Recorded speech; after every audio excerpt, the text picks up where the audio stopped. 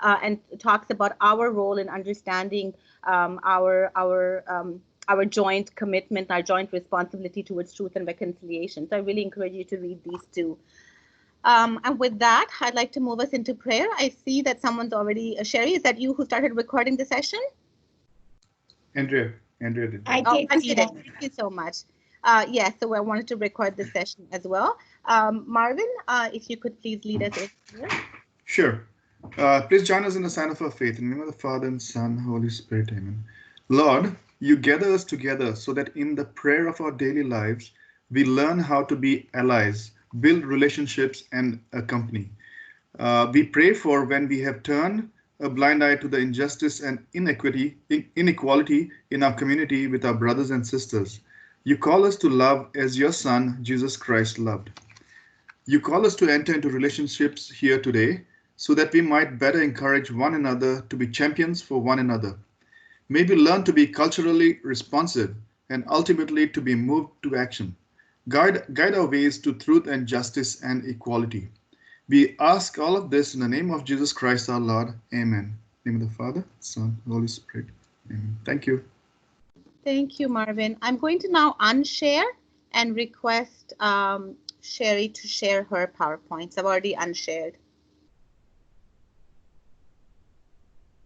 You need to unmute yourself, Sherry.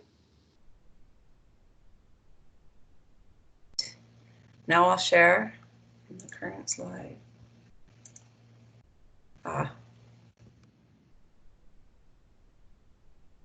this slide, from the current slide. Sorry.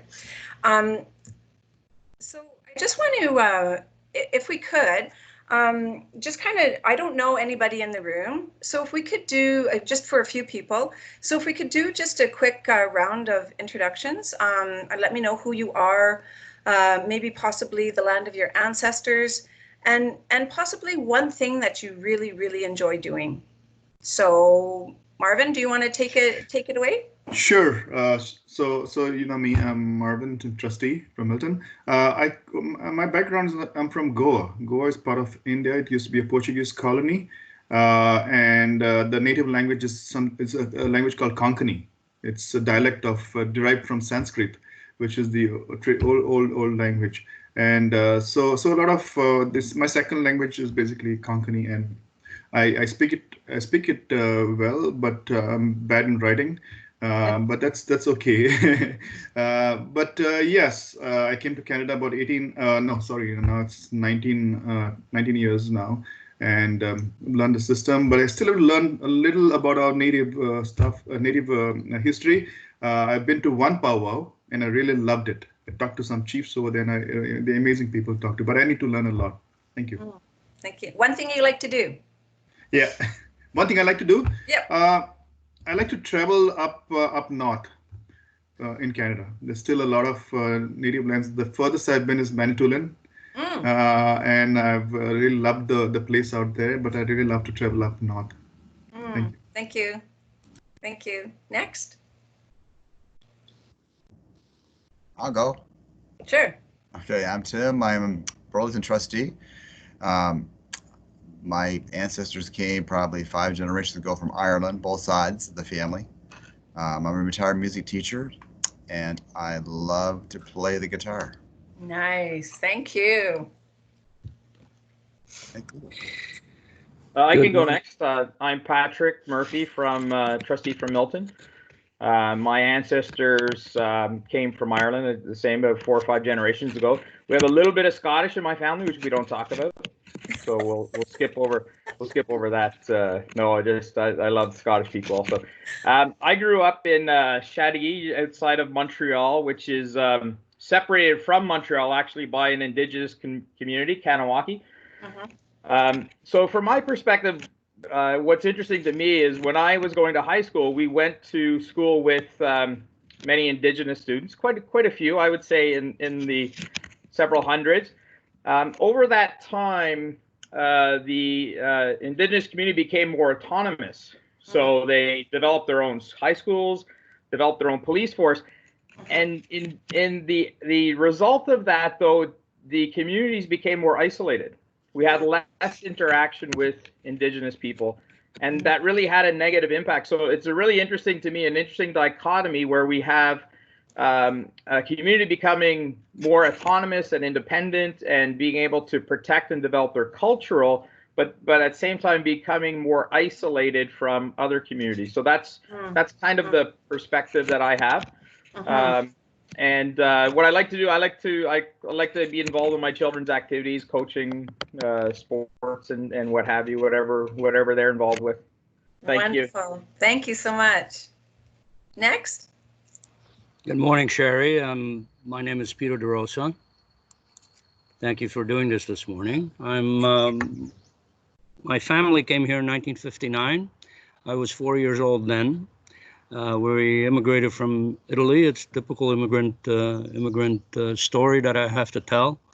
I grew up in Montreal. I was not as close to the Indigenous community as my colleague Patrick was, because I grew up in the East End, but I had Indigenous friends.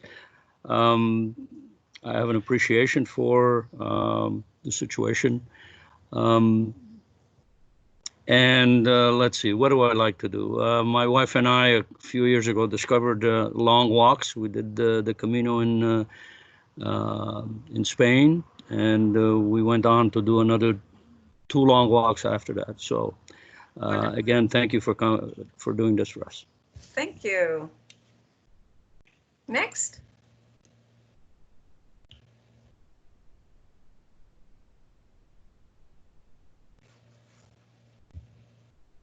Janet, do you want to maybe jump in, or? Hi, Sherry. Good morning. Yes, sorry, I was having a trouble with mute. So my name's Janet O'Hearn-Charnota.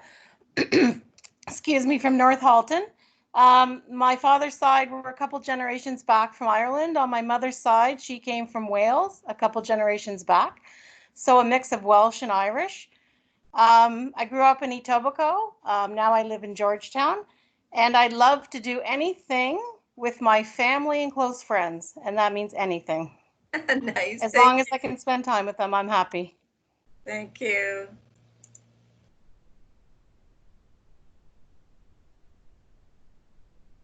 Anyone else would like to go?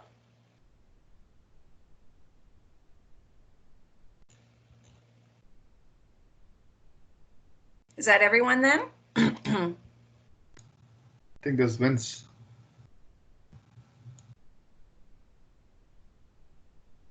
Vince, are you there? Would you like to share a little bit about yourself and where your family came from and one thing you'd like to do?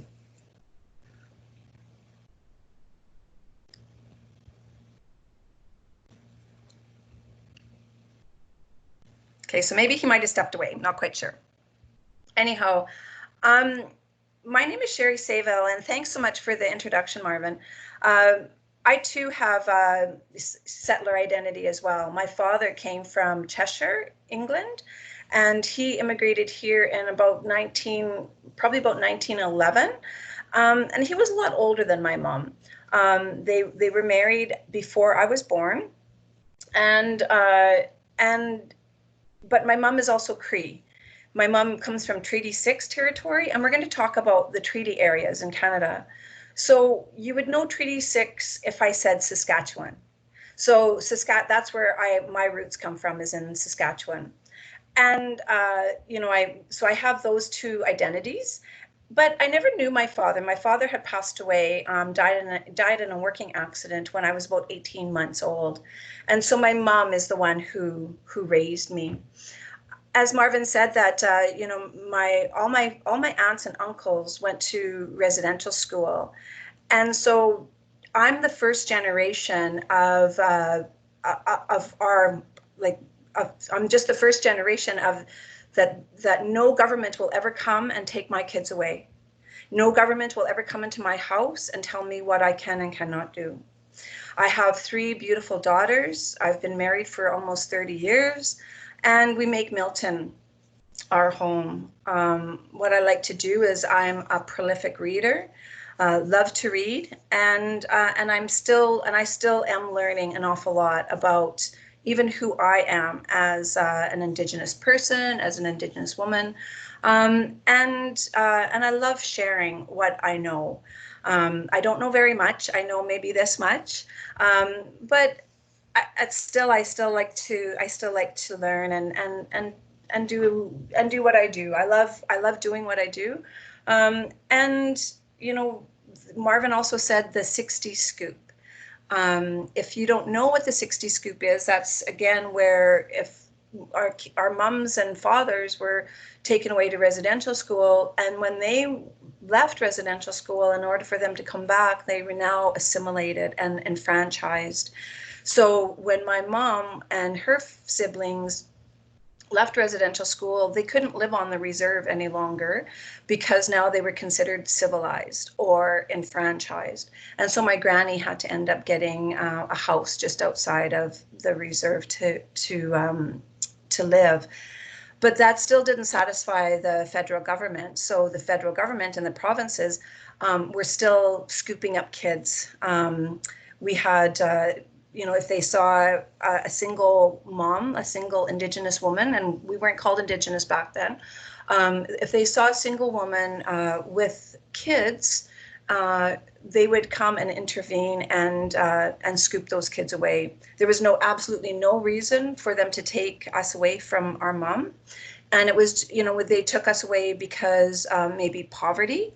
It wasn't because my mom didn't love us, because my mom did love us.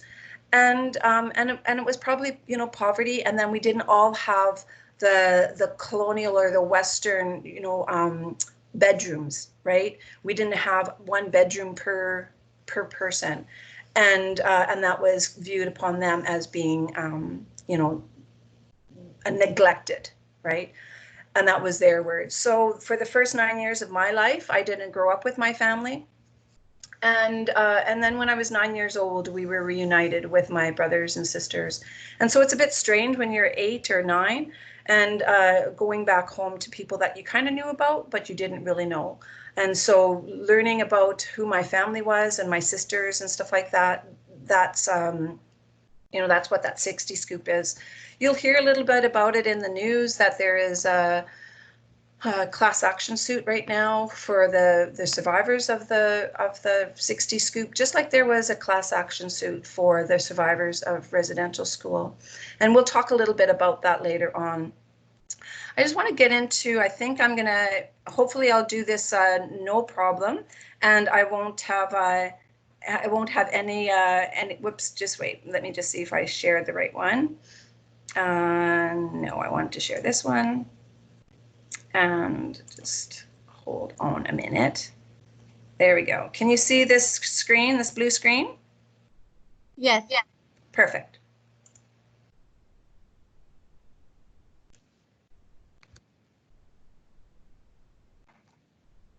Is there sound? Oh, yeah. But I can't hear the sound, so maybe you need to check off that box on the left side corner when you share your PowerPoint that says, do you want audio included? So you have to check that box off. Where is the audio included? So you have to unshare, and when you reshare, it'll ask you on the left side corner, do you want to share audio? And then you have to check that little tiny box on the, do you see it? No. So when you click the share button, all your options will come up, and your left side, there's a little button that's audio. Yeah, I got it. Yeah. Okay. That's what Jody was doing yesterday, and I wasn't paying attention. Sarah Rockandishna. Can you hear it now? Yes. Inawning and Donjaba, Takaronto and Dai. Takaronto, a Mohawk word, the place in the water where the trees are standing, the place where the fish weirs are. My dog and I spend a lot of time walking. It's my favorite way to move through this city. For me, it's a meditative action that isn't about negotiating bike lanes or public transit, but a time to slow down and really try to see the world around me. Concrete sidewalks, parking lots, now covering the rivers and trails that once flowed freely. The Petun, the Huron-Wendat, the Haudenosaunee, the Anishinaabeg, the Métis, the Mississaugas all made their homes here. and many other nations expanding beyond these groups traveled through for commerce and trade for thousands and thousands and thousands of years. I think of the other First Peoples languages and the names they had for this place. I think of the ancient trails covered by the pressures of settlement. The waterways and the moderate climate of the Great Lakes made it a perfect place to fish, hunt, grow food, gather medicines and seeds for horticultural development. Rich, fertile, and abundant, Turtle Island's Mesopotamia.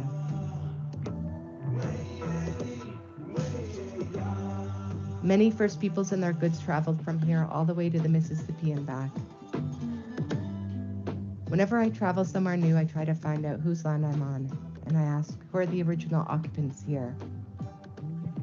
So for Indigenous peoples, land acknowledgements are not only to assert our sovereignty and treaty rights of today, but it's also a way for all peoples to feel more connected to a place. Davenport might be a street now, one I walk down regularly in my neighborhood, but it's not just another thoroughfare. For me, it's an ancient portage trail that holds Indigenous knowledge. They say the animals made the first trails that led them to water, and the people followed. I imagine the deer and the moose once made this trail, followed by the people carrying their birch bark canoes, carrying their goods to trade, and bringing stories to tell. Nations from all over Turtle Island met and traveled through this land. Many languages were spoken.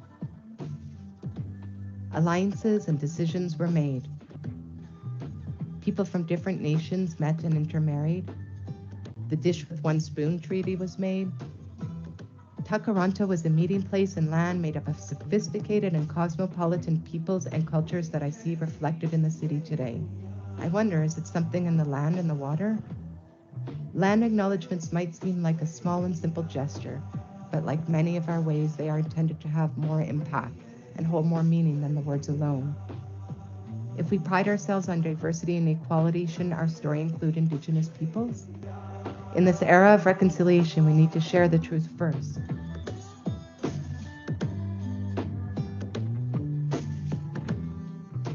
And reimagine the narrative of this land and this city together.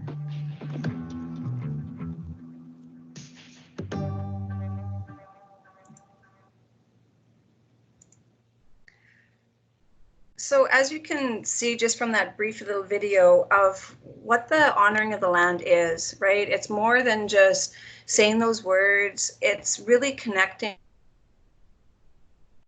the land that generations upon generations of people have walked and worked and have made their lives here. But you also make your lives here as well. And so you also have your own feet on the ground that we walk on here as well. And so when we are doing land acknowledgements, it's more of us to make a connection, more of us to know whose history that is here. And like Marvin said earlier, that very little he learned about even on his immigration test. And that was one thing that came very clear the other day too. And we were also doing some professional development, and we do this exercise that, a lot of new Canadians have made Canada their home, but know very little about Indigenous people. And what they do know is they certainly know the negative stereotypes. They certainly know about some of the things, nasty names that I was even called when I was a kid. And that those negative stereotypes and discrimination practices are alive and well in Canada. And even when I was growing up, just so that you guys know, I'm not that old, but I'm old. I was born in 1961, and so my mom just ended up getting her right to vote as a woman and as an Indigenous woman in 1961. So I'm as old as the right to vote in this country for Indigenous people. We did get the right to vote in about the 50s for band councils, but not for general Canadian, like the general election in Canada. When we look at these land acknowledgements, there's so much that we can do. And, every single school in our board has a land acknowledgement, and we have the land acknowledgement in the boardroom. And it's a reminder as well of you know, the opportunities that we have to not only share the land together, but also take care of it. It's our responsibility as not only this generation and future generations, but we also have to all look after the plants, the waters, the animals. And, you know, when we see that, we'll do an exercise in a little while, and you'll be able to see when man is not, or humans are not on this planet, how animals and plants survive and thrive, right? We don't need, you know, we need the planet, and we need the planet more than the planet needs us.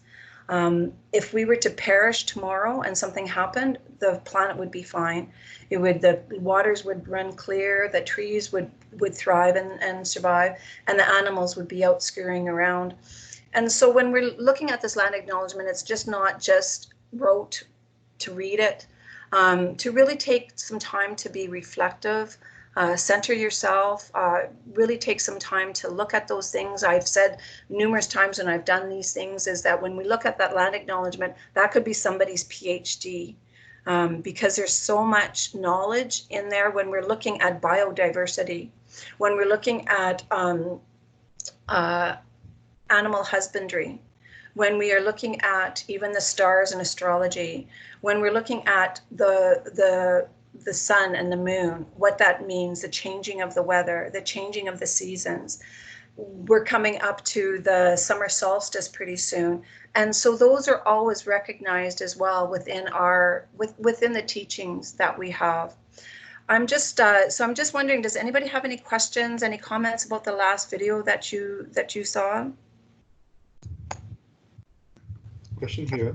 Mm-hmm. Sherry, is that the new name, the modern day name of Toronto? Takaranto. Takaranto, is that the modern day name is Toronto? That was the name of Takaranto before Toronto. Oh, I see. Okay, thank you. Yeah. The next one here that I want to show you is, we've also shown this as well to our staff, because, you know, again, when we do the land acknowledgement, we see that people are doing the land acknowledgement, but then it's just a reading, and then it's nothing, right? But we want to go beyond. We want to go beyond that land acknowledgement. What does it actually mean to us? But this was a comedy spoof that was done that I think you guys will kind of appreciate it, and then, you know, we'll have just a quick discussion about it. And where did I see the system audio? There we go. And here we are. Can I play it? Oh. Maybe not. Maybe I didn't put it on. Let me just see. I'm gonna just keep on talking, and then I'm gonna try and find it on. I did have it on YouTube, and it is really quite interesting. Maybe I can just do it from here. Hopefully there won't be any sort of silly little ads that come up. And here we are. So let's just do this, and I will get it up, and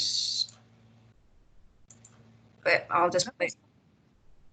Funny that we get these silly advertisings. Yeah, so just wait. So let's just go here. Okay. Sorry.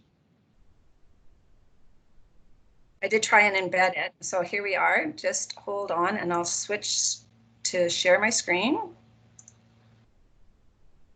System audio, and where are we? Right here, I think. Can you see the screen now?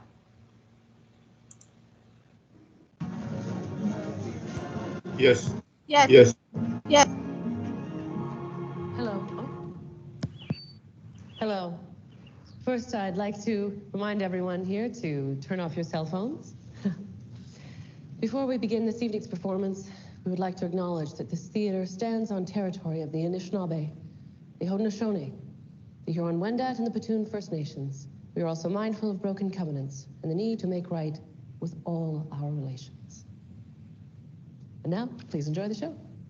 Oh, sorry. Hello. Sorry. Excuse me. Should we go? Excuse me? Oh, no, I just mean if we're on someone else's land, shouldn't we leave? Oh, no. The theater is here now. We'd just like to acknowledge whose land it is. I'm sorry, I'm so confused. So if we're on someone else's land, shouldn't we do something about that? Or hopefully we'll enjoy the performance. oh, okay, so some of the money from the ticket sales of the show are going to the Indigenous communities? Well, no. A portion of them? No, the ticket sales go to the theater. So is the money from the bottled water sold here going to the First Nations for clean drinking water, or? Oh, no, that money goes to Nestle. Nestle.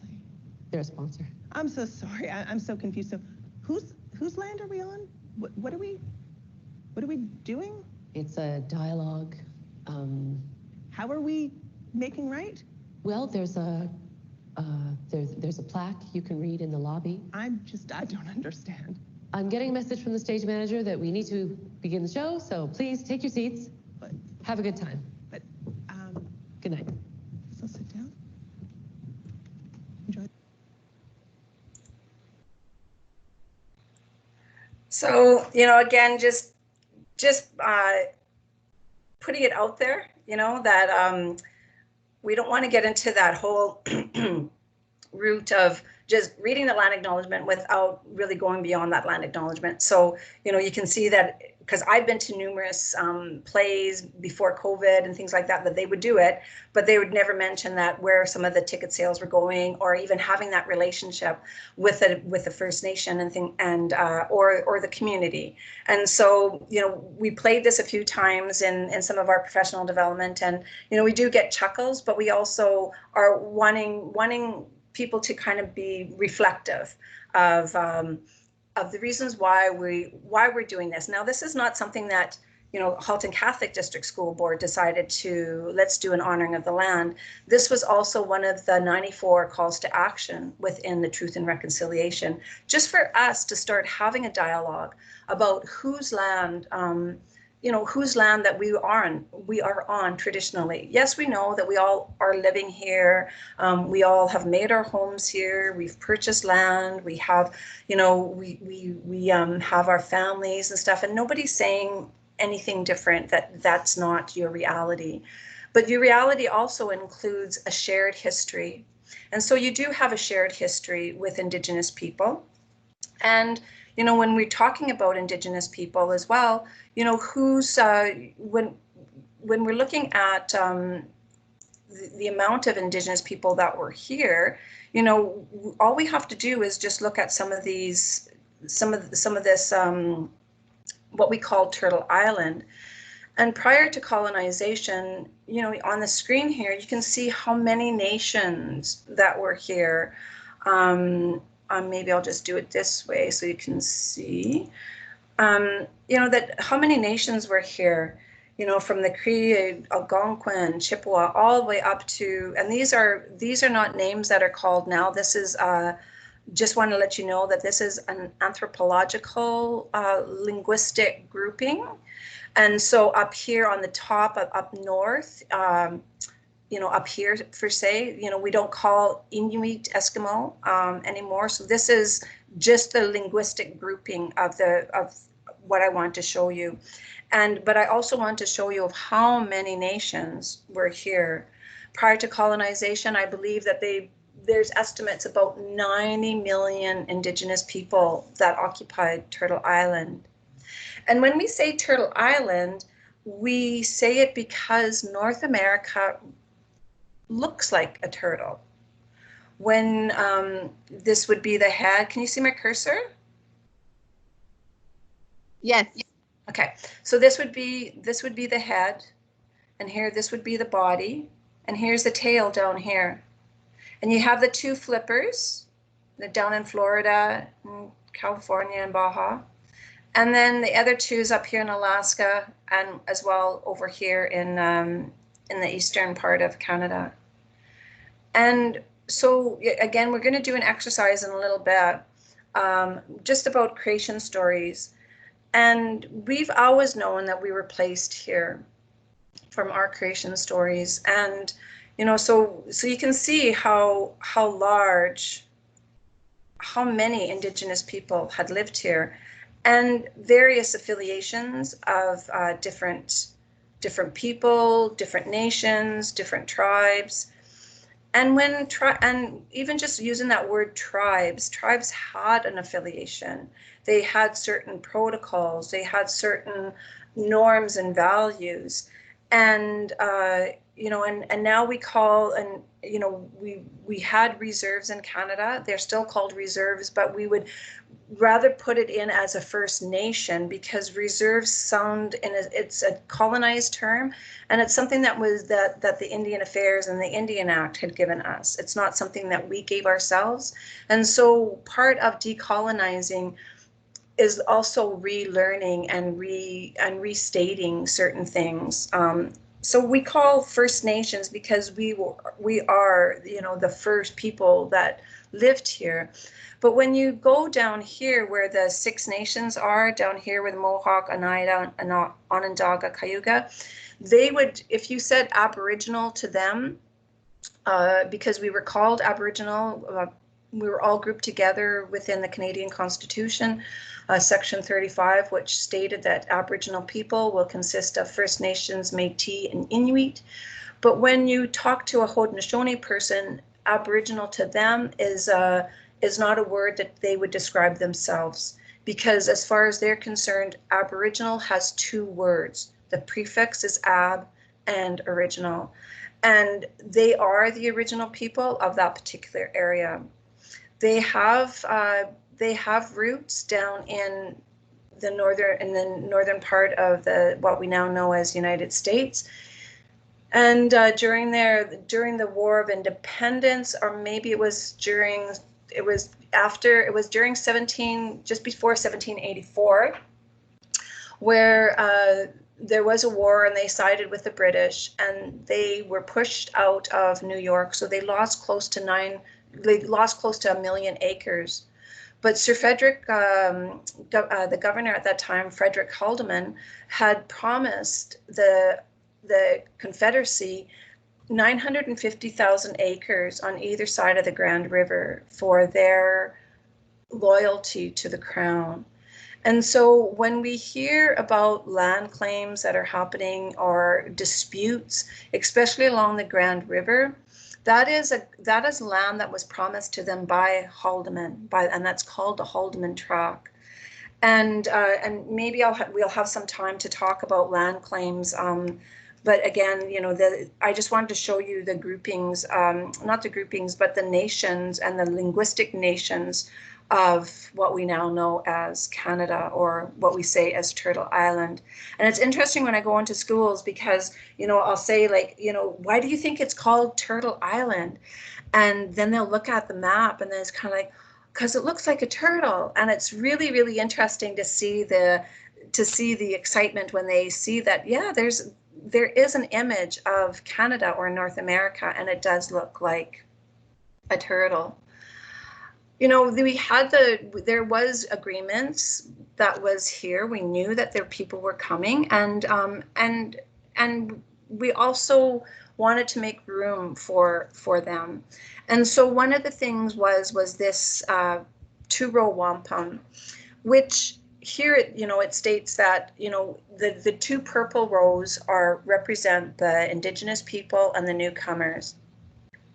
And the agreement was that neither one will ever attempt to steer each other's vessel.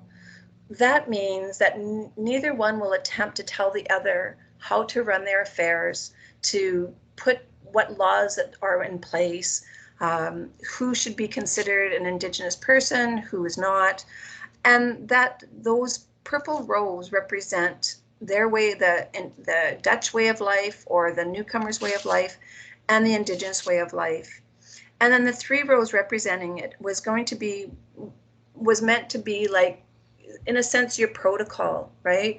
That you're going to live on Turtle Island in peace, in love, and in friendship, and not to get into war with each other, So I think peace, love, and friendship really, really signifies the very values back in 1613 of how Canada was to, or what we now know as Canada, but how we were to live with each other. when we talked about treaties earlier, Marvin, and Treaty 6 is right in here. So Treaty 6 takes over, you know, pretty much most of Saskatchewan and then all the way into the middle part of Alberta. And these were treaties that were signed and set apart during the signing of the treaties back in I think they started in 1864, before Confederation. And so as you see, there's 11 numbered treaties, but numerous other treaties that are that take up the vast area of Canada. And, you know, so we, as children, as students, as high school students, you know, we get very little of this education when it comes to understanding treaties. And again, understanding the land that you're on. So these are not something that, you know, we've made up. This comes right from the Natural Resources Canada. And it just goes to show that the whole country is set up in treaty. And so those treaties have there's an obligation within these treaties, and there was treaty papers that were signed and treaty documents. However, a lot of our Indigenous ancestors, or like a lot of our ancestors, did not understand the language. And so again, when we're looking at the conditions of the two-row wampum, we are to live here in love, peace, and friendship. And taking those values, a lot of our ancestors really thought that people were telling them the truth, because we believed that's how we live our life. We tell the truth. There is no fibbing. You know, you're here on this world to speak the truth. You may not see it, but right now, as I speak every single time, I hold an eagle feather, and so my eagle feather is the one that bounds me to tell you the truth, and the truth from what I know of it. This is my truth of my learning, of what I've learned, and how I'm communicating it. Some other people may communicate it a little differently, but I hold a responsibility to myself, and also hold a responsibility to you, is to tell you the truth of what I know. So these things, we start learning a little bit about the treaties, I believe in, you know, maybe grade 7. And then we start getting into a little bit more in grade 10 and looking at the history of this. I never learned any of this in high school. I never learned any of this until I went to university, and I took Native Studies as my minor and criminology. And so I started learning a little bit more. And then one of my jobs was to research treaties when I lived in northern Manitoba. And when we're researching treaties, as you can see, some of these here are 1899 or 1909. And so when I was researching treaties, what was happening was some of the First Nations had a shortfall of their treaty, of what was promised them to the government. And so say, for example, that you had a community that had 1,000 people, the government, that you would have been allotted 32 acres per person, 32,000 acres. But when the surveyor came, he shortfalled you for 22,000 acres. So now there's a shortfall of 10,000 acres. So that is where some of the land claims, not some, that's where the land claims are situated. When we hear about land claims present day, these are not new land claims. These are land claims that date back to 1809 or 1909. And I'm a homeowner here up in Milton. And so I purchased my home in Milton. I know how much my property is and what my property dimensions are. And I've paid for that. But then if I find out that I was shortchanged some of my property, I would want that property back. And I don't think that anybody in this room, if you have property, that you would disagree with me. So all the things that we're saying about the treaty land and the shortfall are land that was promised. And, you know, and here you look at Canada and how big the country is. And this was ours, not only to use. We never had that concept of ownership. And how can you own your mother, right? Like our mother sustains us. And so when we're looking at this area here for treaty, you know, these areas were, like, they were promised to us, but you see the vastness of it when we look at the reserves that we have right now, or the First Nations. They only account for 0.2% of the land base. So again, you know, that we can get into that later about land base and economic development and things like that, but that's probably for another time. You know, just for some terminology, I did say, you know, I mentioned Aboriginal, and again, like I said earlier, it's defined in the Canadian Constitution. And then with the First Nations, that was more like, it wasn't a deficit word. It was like, we belonged here. We're the original inhabitants. And the Métis are the people who were the Europeans as well as the Indigenous people. And they created a separate linguistic group, as well as separate traditions and knowledges and political connections through that. The Inuit are the people up in the Arctic region, who we would have called them when I was young Eskimos. That is not the case any longer. Eskimo to Inuit that word translates to cannibals, and so they do not like that word. And so we are, you know, they've reclaimed the word as Inuit because they were always Inuit. And of course, with the word Indigenous, we use that word because now it's recognized within the United Nations Declarations on the Rights of Indigenous People. And every population, it doesn't matter where you are, you have Indigenous population. You just have to go back to numerous decades and centuries. Now, when we're talking about the truth, you know, Justice Sinclair has always said, like, the truth is going to, you know, we've always heard that saying, the truth is going to set you free. But, you know, until we learn about the truth, some of the truth is really important.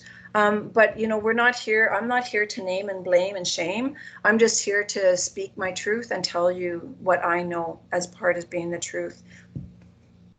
Justice Sinclair, that people may not know in this room, but he was the commissioner that went across the country, him as well as Wilton Littlechild and, oh my gosh, her name is escaping me right now. However, there was 3 commissioners that went across the country to gather statements from survivors of residential school, and that was the commission, the Truth and Reconciliation Commission. And so he was a commissioner, one of the lead commissioners who guided that, and is now a senator within the House of Commons, and we may be able to touch on that later. But when we're taking a look at understanding truth and reconciliation, we also have to take an understanding our own history to take our actions. And so, you know, when we have this image right here with the Cleveland Indians, and you know, and looking upon Cleveland Indians as being caricatures, and there's, you know, baseball teams that have Indigenous caricatures, and nowhere has anybody ever asked if this was appropriate to you know, Indigenous people, and it's not. So we would, you know, we show this as well because that is the caricature for the Cleveland Indians. But, you know, would we ever turn around and name a team, you know, the Africans, Hispanics, or the Asians? You know, we wouldn't. And so again, when we're looking at using Cleveland Indians, that devalues us. It suppresses us, and it makes it look like we're still on the margins of history. And so when there are people that are wanting to have the name changed, especially Washington Redskins, there's a history behind those names. And with the Washington Redskins, for those that may not know, they're still within the Indian Act. It hasn't been repealed, but it's not obviously practiced any longer. But Redskins were to take the bounty. We also had bounty on our heads. That's a way of clearing the land from Indigenous people. That hunters went out to gather, you know, bounty hunt Indigenous people, and in order for them to get payment, they had to scalp that person to take their red skin, right, their hair and part of their scalp as bounty and proof. So that is the reason why we have a problem with Washington Redskins. because it is a racist term. And when people aren't looking at the history behind these racialized terms, that becomes a problem. It's not that Indigenous people have ever asked them to change their names, but look at how much money that the Washington Redskins get now with the trademark, with the selling of the clothes. And now, of course, when we had football a couple of years ago, there were some newscasters that refused to say their name. They would just call them the Washington team. So I just wanted to just bring that to your attention of certain things that you know, those images that we see, the images that we kind of like don't really pay any attention to. But if it was another image of something else, then we would definitely take note.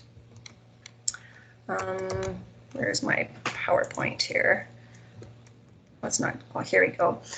You know, when we're talking about, you know, even in the land acknowledgement, right? When we're talking about the land and the water, you know, Indigenous people have less access to land and to water, and the access that they do have to water is often polluted.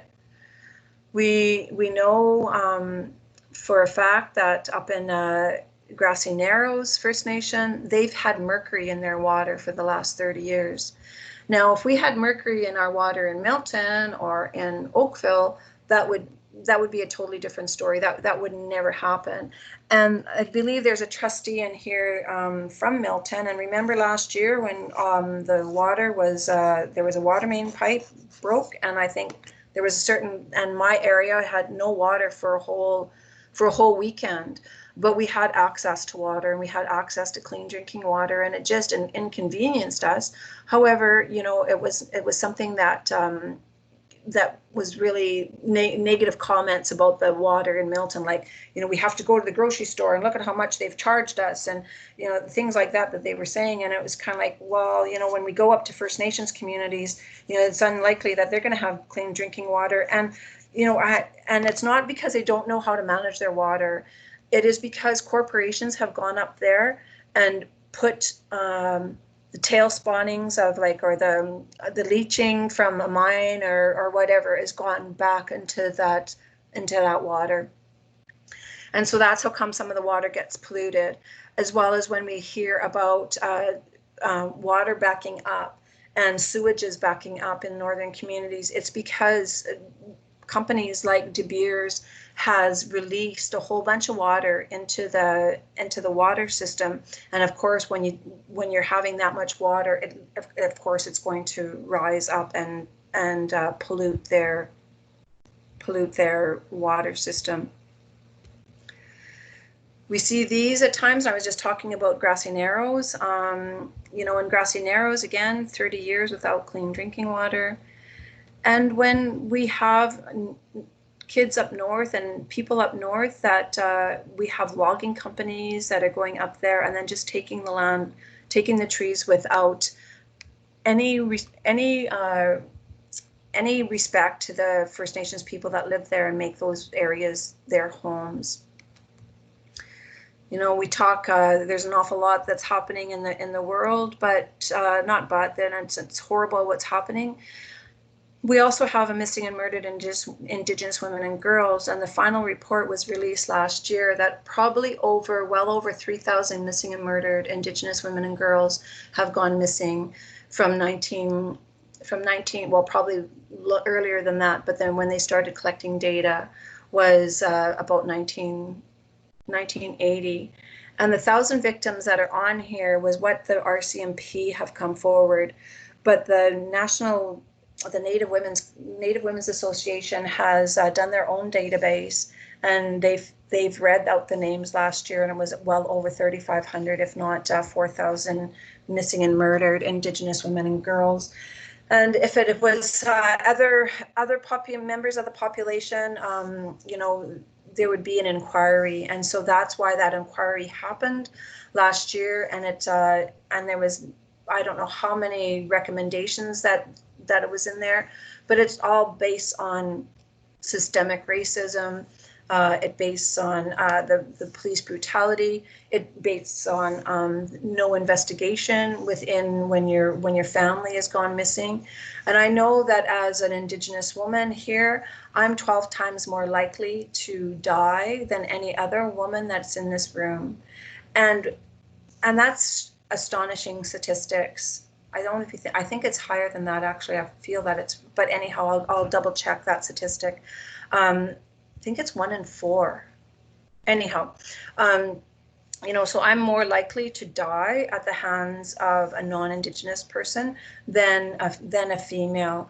One of the reasons why I went into university and went into criminology was that there was this young girl in Norway House, and Sita mentioned the book Seven Fallen Feathers, where a lot of our kids have to go leave their community to go to school in the south. And Helen Betty Osborne was living in Norway House, and she had to go to the Pas, Manitoba to go to school. And back in the 70s, you know, there was all sorts of stereotypes about us, that we liked to party, that we were easy, we could have sex with whenever they wanted, you know, those kinds of negative stereotypes that just aren't true. And Helen Betty Osborne was walking home one day from studying at the library with her friend, and there was these 3 men that wanted her to go and party, and she just said, no, I'm not going to party with you. And they kidnapped her and brutally beat her and raped her, and they went free for almost 20 years. That finally somebody made, no, not 20 years, like close to 25, if not 30 years. And there was one guy who ended up, you know, having a bit of his conscience was bothering him. And so he ended up telling the police what had happened. And the rest of those other 2 guys, they end up getting, you know, less than 10 years in jail. And of course, the guy that came forward didn't get any time in jail. And so when I saw that, I was kind of like, oh my gosh, like I have sisters, like all my sisters, one of us could go missing or murdered. And that really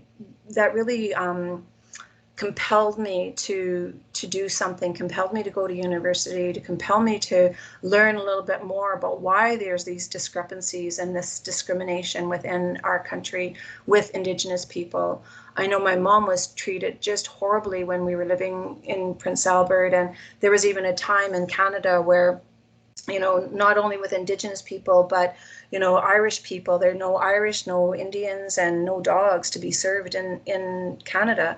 And that's just abhorrent. Like, it's just gross to think that that would happen. But my mom was refused service in quite a few restaurants. And then it was the Indigenous people, and we weren't called Indigenous back then, had to sit at the counter, and we couldn't have tables to sit with our families. You know, I talked a tiny little bit about the Truth and Reconciliation Commission. And, you know, right here on the very bottom, you know, it does say, you know, for over a century, the central goals of Canadian Aboriginal policy were to eliminate the Aboriginal governments, ignore Aboriginal rights, terminate the treaties, and through this process of assimilation, caused Aboriginal people to cease to exist because they didn't want to have that legal responsibility to us. They're the ones that created that legal responsibility through those treaties. And to, you know, cease to exist with social, cultural, religious, and racial entities in Canada. This establishment and operation of residential schools were a central element of this policy, which can only be best described as cultural genocide. And when you look at the term genocide, you know, we just have to look at Raphael Lemkin's definition of genocide, which does talk about taking culture away, taking children away. We know genocide as being genocide that happened in the Second World War. But this is also, and that is horrible what happened, but even taking away your social, cultural, religious entities, that is also an act of genocide. Where are we here? I wonder. So, you know, I talked a tiny little bit about timelines. You know, I don't have to go into this, but, you know, you can see these timelines that, you know, it started with a religious order in 1620 coming to establish the first residential school in Quebec. The Mohawk Residential School opens in 1931. You know, the Bagot Commission recommends manual labor for Indigenous children. Then we have the Gradual Civilization Act, the Constitution Act, the Dominion Act.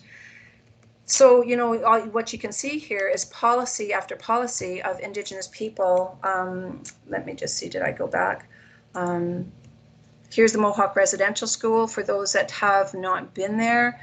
It is, right now it's being renovated into a museum and a residential school. There was lots of conversations that were happening around the Six Nations to say that there was some survivors that went to that school that wanted it torn down, others that wanted it to be restored, and to save for Canadians to really take a look at what was happening in these residential schools. And if we raise it and if we tear it down, then that's another way that Canada can turn around and say, prove it to me, this didn't happen.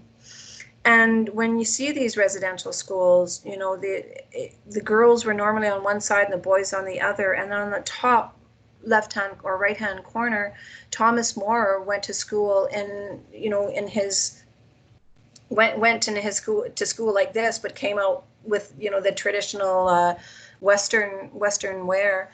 And, you know, and that is that's also the picture of a book called The National Crime, where they talk about the residential schools, and residential schools in our history books right now, and they're getting better, was only maybe a paragraph about what the residential schools were, but yet it happened for 150 years. And so the residential schools need to be studied. They need to be looked upon. We certainly don't go into schools and tell young kids and that, you know, all the terrible things that happened in residential schools, but we can certainly tell them that that if you really like something and something's taken away, that it's not right. And so, you know, again, we are really more mindful, I guess, because, you know, our elders are also saying, yes, this is important education to learn, but it's also, we don't want to be in the spot where we're traumatizing another generation of children. We don't need to do that. But we can tell the truth.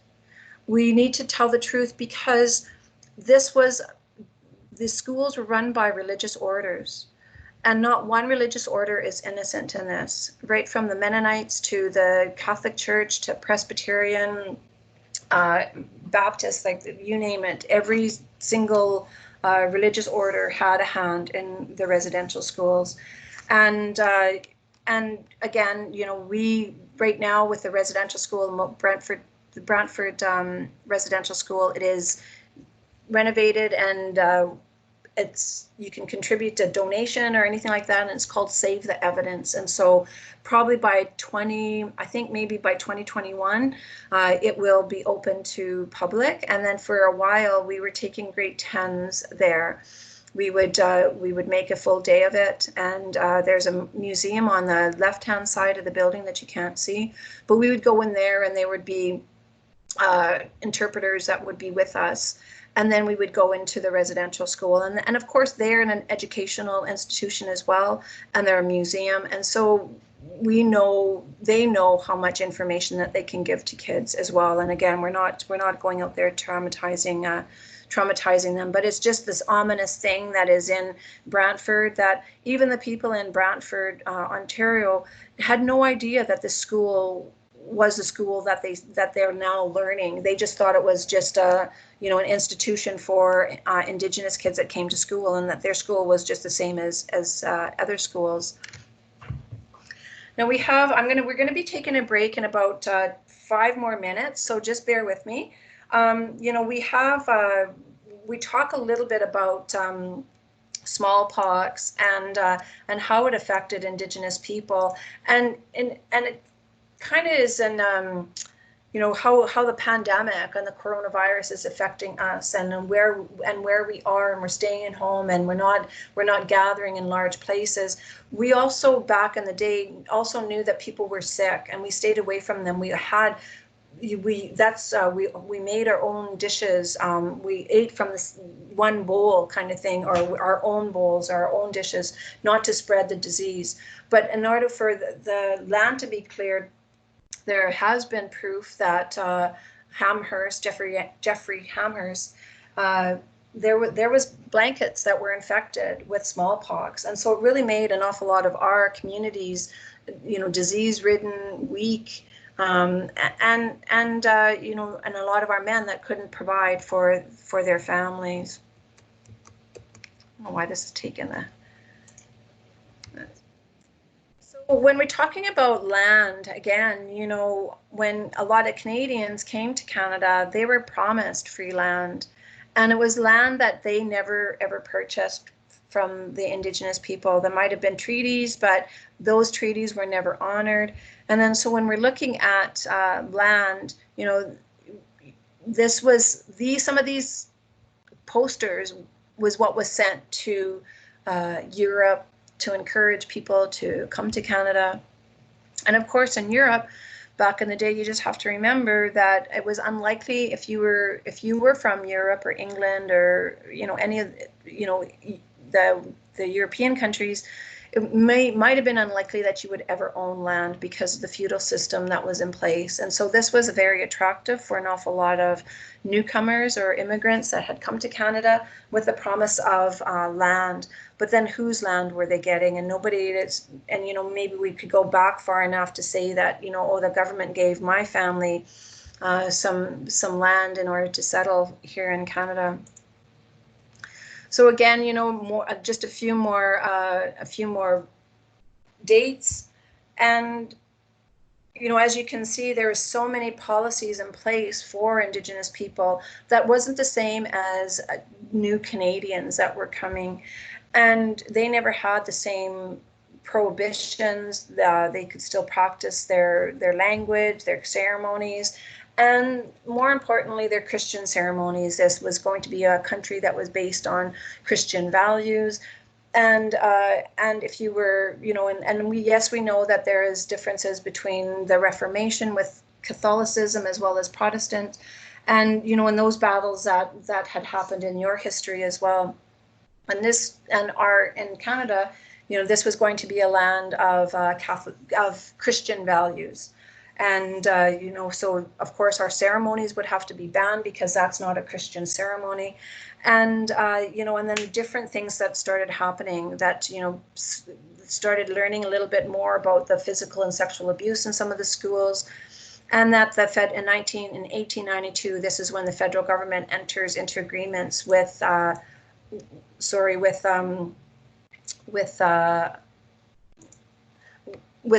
the Catholic churches, and not the Catholic churches, with the religious orders, with the Christian churches. So here again, we're just looking at just in Ontario of the amount of land that was occupied, and all these little red dots are just our First Nation communities. But yet prior to colonization, we would have occupied the whole land of Ontario, or what we now know as Ontario, all the waterways, right? And then so when we look at this, we just see very little, of the land that we'd actually have for our use today. More timelines, and I can certainly share this with you, but as you can see, like year after year, more and more timelines, more and more policies, more and more acts of oppression placed upon Indigenous people. And, even so that there was even a pass system, that we had to have a pass in order to leave our communities. And an Indian agent was placed on every community in Canada for that, to control the movement of Indigenous people. And so if you have somebody that is controlling every single movement, and this Indian agent also had the authority to say who you can and cannot marry. And sometimes that Indian agent would also arrange marriages.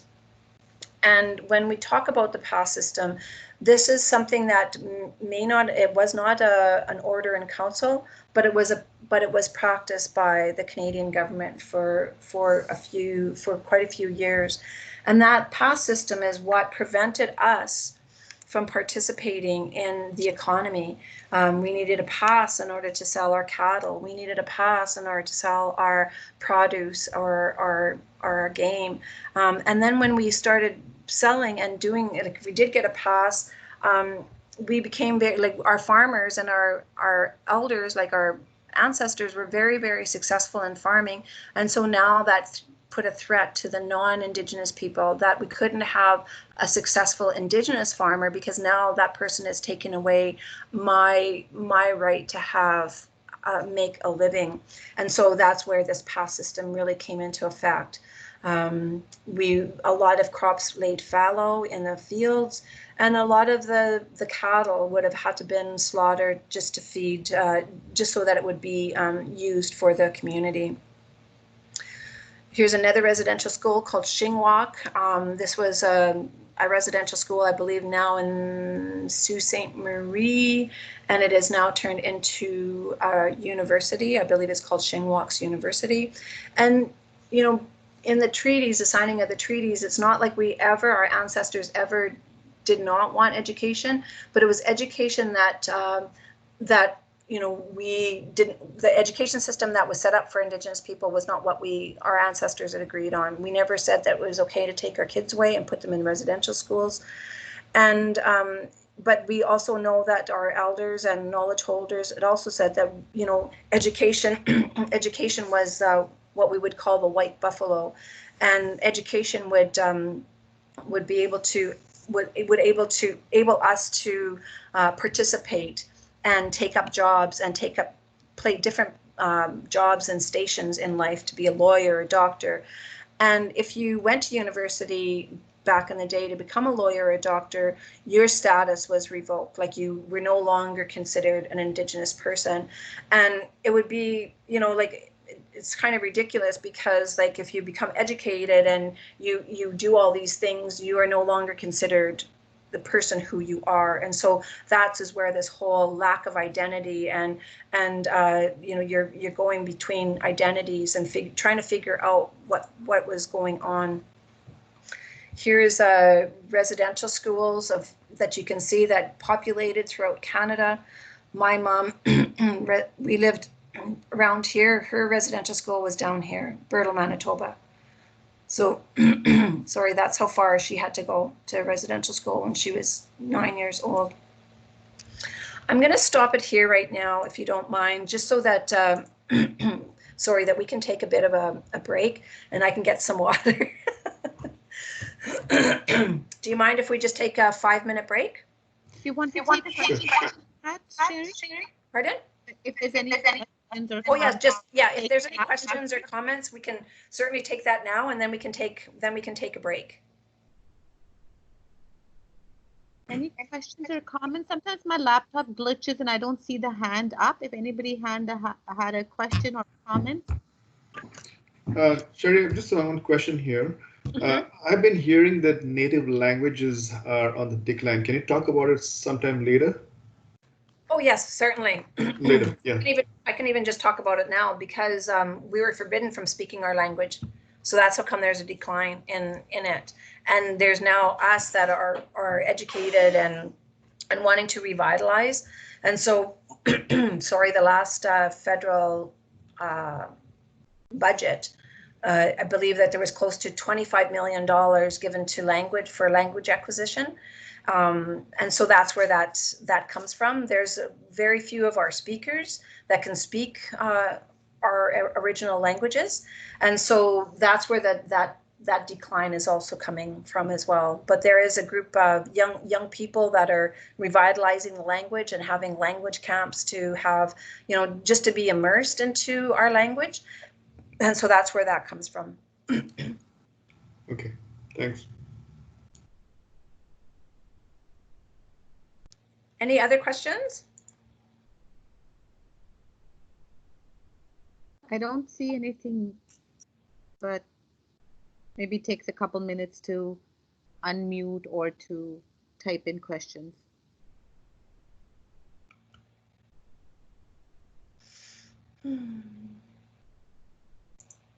I don't see anything. Oh, Peter has his hands up.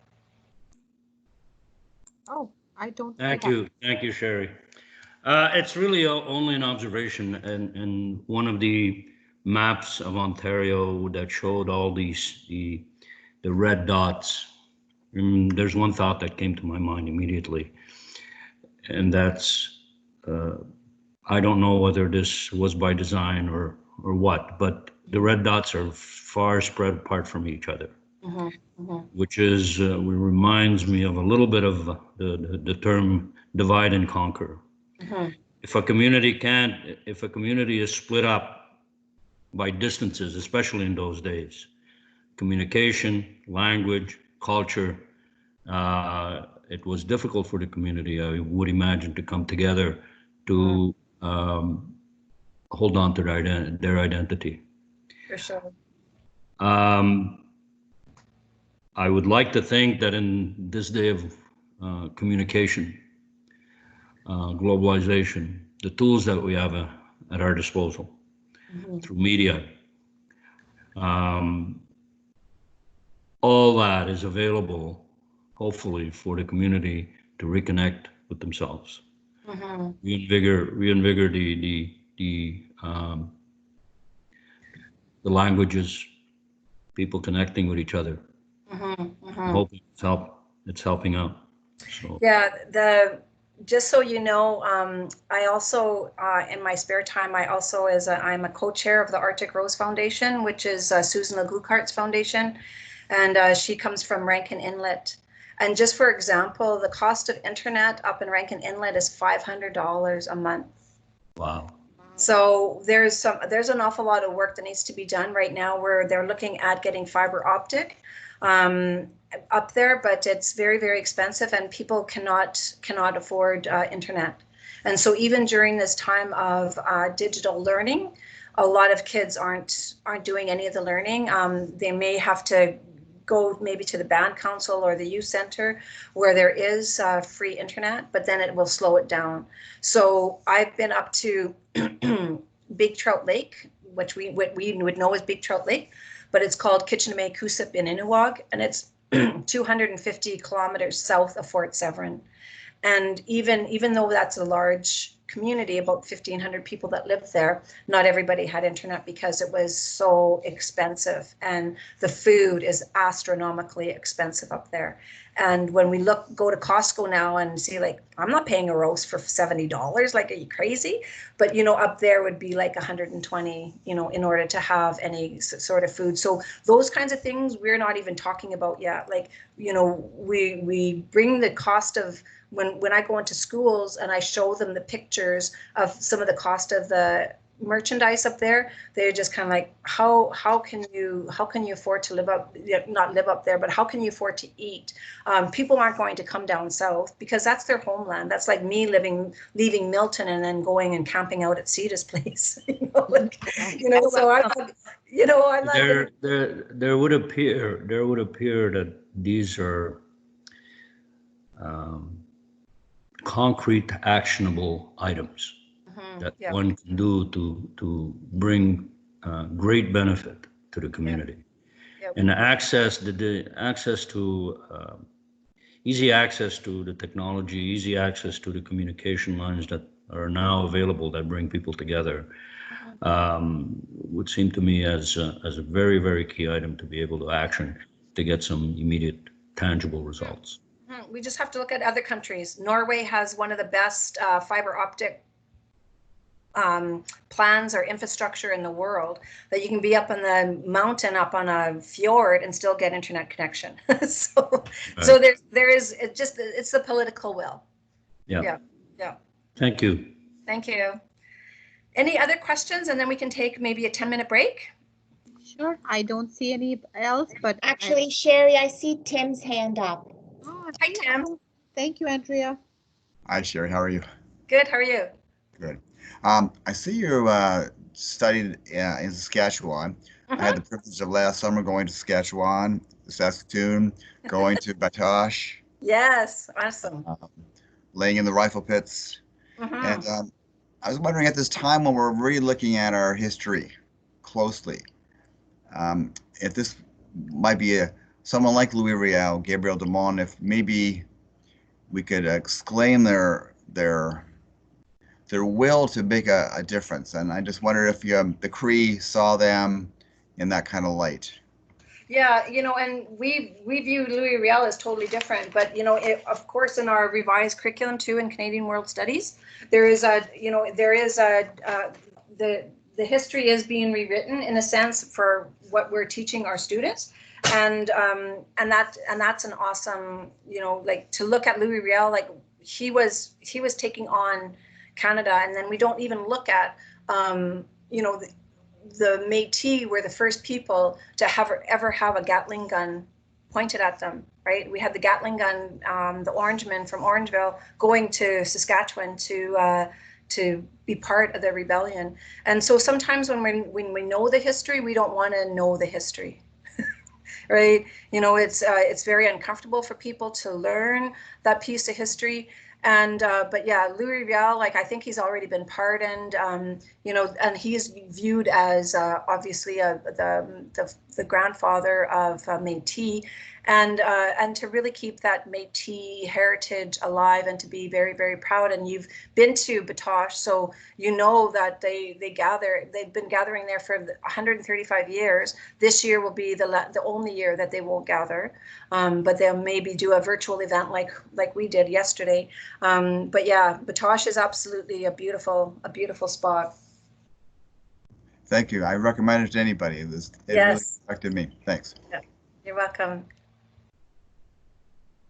Any other questions? And we'll take a 10-minute break. Okay. Seeing that there's none, Marvin, I'm just going to, we'll come back at 11 o'clock. How's that? Sure. That's good. Perfect. Yeah. Perfect. Thank you. See you then. Thank you.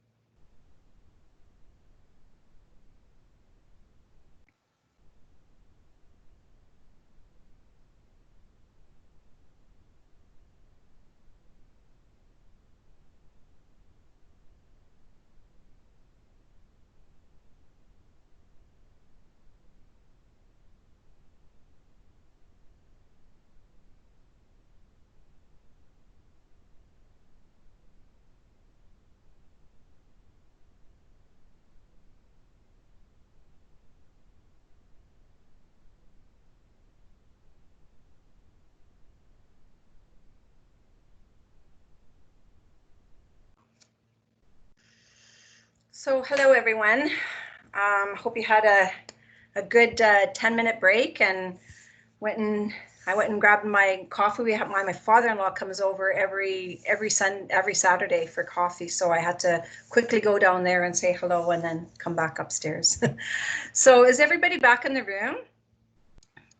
Yeah. I think so. Yeah. Yep.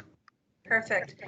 So we have an hour left, and there was a few things that I wanted to try and touch on.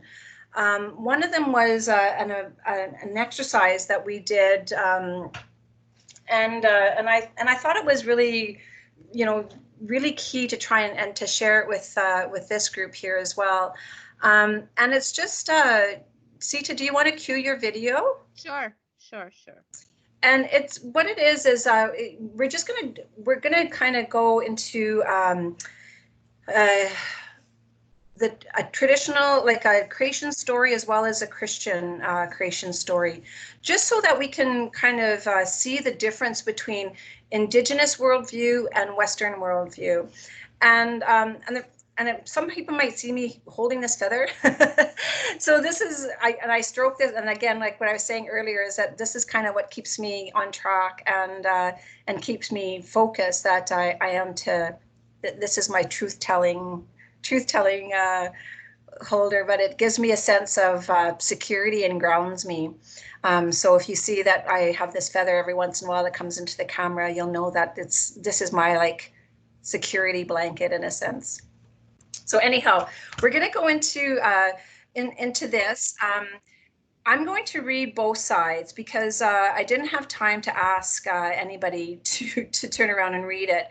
But what we're going to do is the video is just going to go through, and I'm going to read both an Anishinaabe creation story as well as a Christian creation story. And then from there, we're just going to kind of briefly touch on Indigenous worldviews and Western worldviews.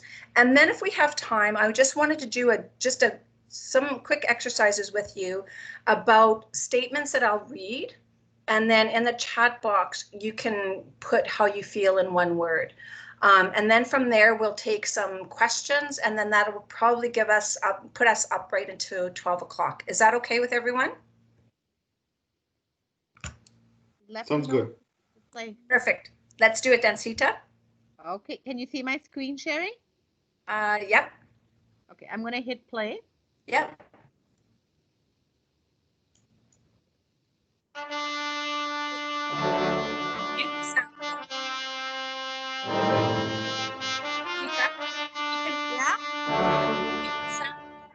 There we go. Sorry? Just mute the sound. Mute the sound. Okay. Yeah.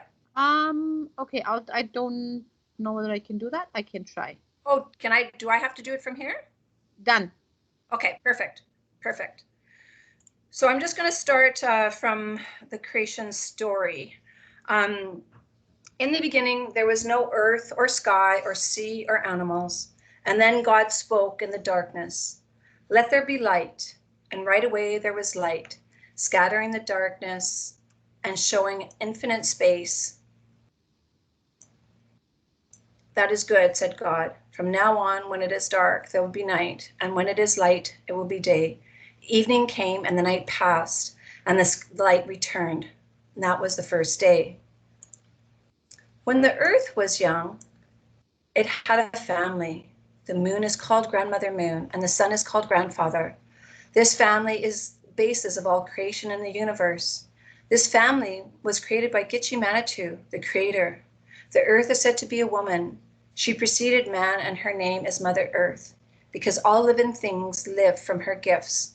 Water is her lifeblood. It flows through her, nourishes her, and purifies her. On the second day, God made earth, and over it he carefully hung a vast blue sky. He stood back and admired his creation. "That is good too," said God, and the second day was over. Mother Earth was given 4 sacred directions: north, south, east, and west. Each direction contributes a vital part of her wholeness. Each direction and all things on Mother Earth have a physical powers and spiritual powers. Next morning, God looked around and thought, The earth needs to be a bit more organized. So he put all the water in one place and all the dry land in another.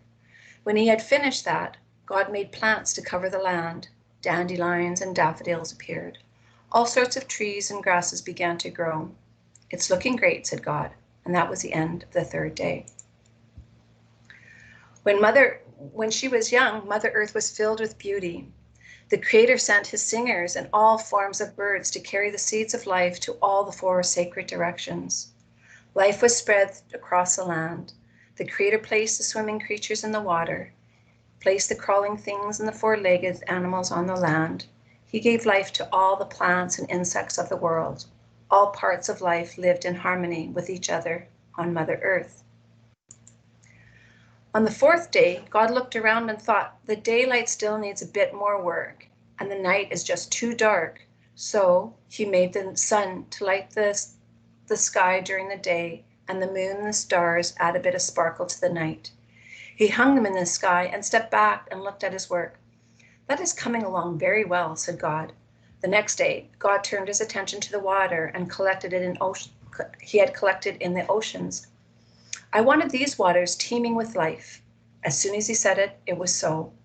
In no time, there were millions of small fish darting through the shallow water and huge fish swimming in the ocean. God made birds too. He sent them soaring through the air. Ah, that is good, said God. And the dust fell over the water, and the sky grew dark, and that was the end of the fifth day. Gitche Manitou took the 4 parts of Mother Earth and blew them into a sacred shell. From the union of the 4 sacred elements and his breath, man was created. It is said that Gitche Manitou then lowered man to the earth. Thus man was the last form of life to be placed on earth. From this original man came the Anishinaabe people. This man was created in the image of Gitche Manitou. Man was part of Mother Earth. He lived in brotherhood with all life that surrounded him. On the 6th day, God added creatures to the land. He made lions and tigers and bears. He made rabbits and sheep and cows. He added everything from ants to zebras to the land, but he still felt something was missing. So God added people to enjoy and take care of all that he had created. God looked around and was happy with what he had made. After 6 days, the whole universe was complete. On the 7th day, God had a nice long rest and enjoyed everything he made.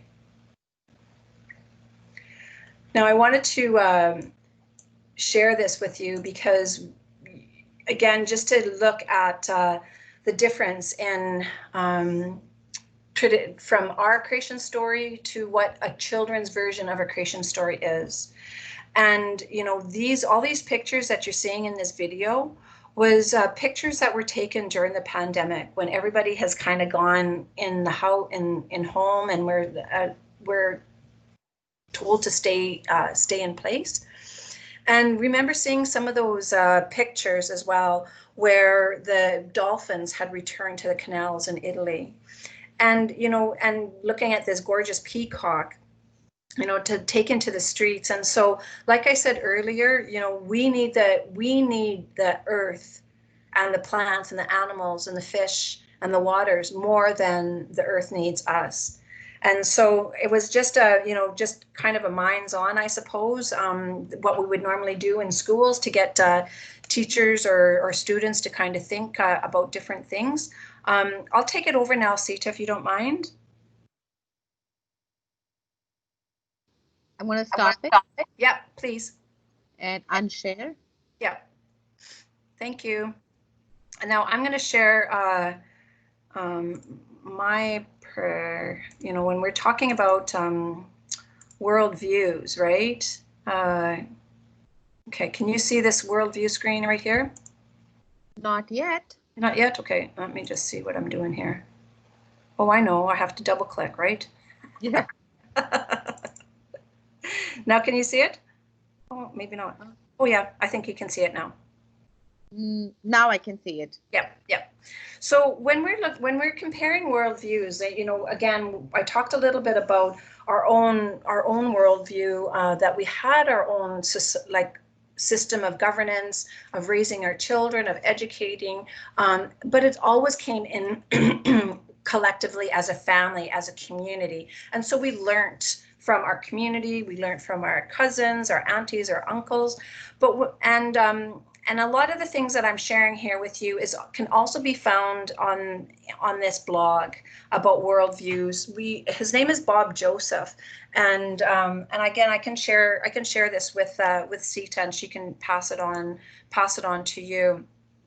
But when we're looking at what the difference is, like that's where the clash happens with Indigenous worldviews and Western worldviews. And, we have different philosophies, we have different ways of looking at things and looking at how the world is structured. And who's to say that, our way is any different than somebody else's, the Western worldview. And so when we're speaking about that, we look at this as, excuse me, of having a plethora of worldviews. Every single place that, for those of us that love to travel, there's worldviews wherever we travel. But when we're looking at Indigenous worldviews on this continent that we now know as North America, it's totally different. Every single Indigenous nation or First Nation had a different worldview of how things are structured, how the stars are placed up in the sky. We know that when we look at the Big Dipper, that there are Indigenous stories about that Big Dipper, about, we know it called Orion's Belt, but it is called a different thing when we're looking at it from the skies here and from the eyes of Indigenous people. So, what is the definition of a worldview? And, and it just, pretty much just pertains to that individual group or society. I won't read this at all so that we can just, take some time to just read it, I suppose, because I'm really not a reader of slides, but just to have something for you to look at. But more importantly, that, our worldview is a way of how we interact, like I said, with people, how our society is structured, how our political systems are structured, and to have, we come from more of a communal society where we rely on each other for survival, whereas a Western worldview is more singular. Now, when, so again, the worldviews are subscribed to an opposite approaches to knowledge and connectedness to science. And now when we're looking at worldviews, like all we have to do is just kind of look at some of these differences, right? That, spirituality originated in our society, and it's based on belief in the spiritual world, whereas the Western worldview is scientific, it requires proof, right? That we have many truths and many individual experiences. And with the Western worldview, there's only one truth based on science, or, that Western style of knowledge. And that, within an Indigenous worldview, everything is connected, everything is related. If we don't have clean drinking water, clean land, healthy land, then, we're going to perish, especially with kinship and spirituality, which reinforces the connectedness to our Mother Earth. Whereas in Western worldviews, it's compartmentalized, and and we do that, and it's becoming more so. The land is given as sacred and is given to us by our Creator.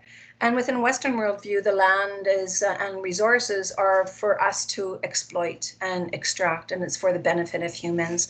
And so we just have to look at, Sita probably shared a pyramid with you that man is on top and all the resources on the bottom, where where man is the owner of the dominion of everything, right? And it's there for their exploitation. Whereas in Indigenous worldview, it's not there for the exploitation; it's there for everybody to use for future generations.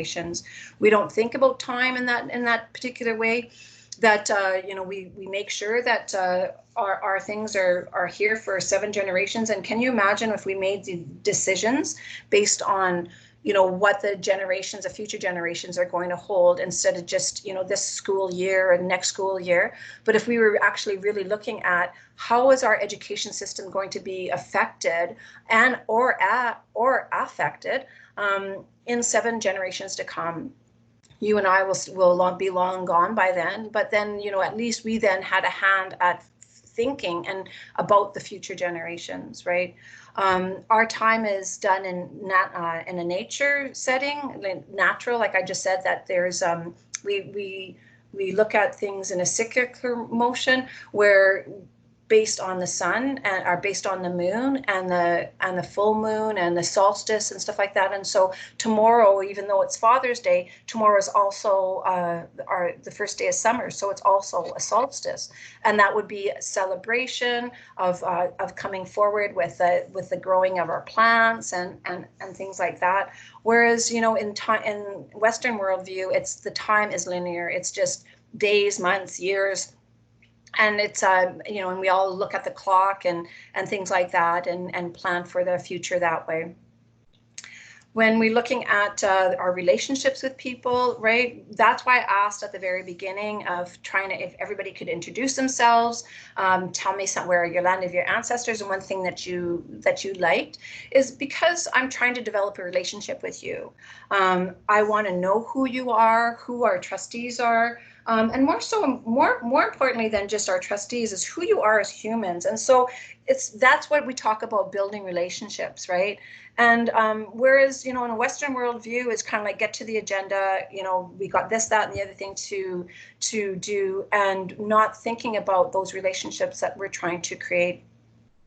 That humans are not the most important in the world, like I said earlier, and whereas a Western worldview that, you know, humans are the most important, that all this bounty is for our taking, which is really not.